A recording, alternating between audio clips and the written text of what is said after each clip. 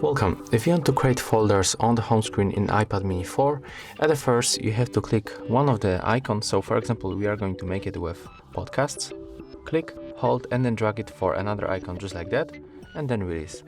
As you can see here we have our folder, so we can add here other icons, Apple TV, notes, and maybe reminders. After that, to finish, click down in the right upper corner, and as you can see here we got our folder. When you tap here we can rename. When we click and hold, click down, tap outside to finish, and click down again in the right upper corner. And of course you can move that folder like any other icon between the screens. When you click and hold it for another time, let me show you, you'll get this option that we can rename, or we can edit the home screen. So just move it through the screens, between screens.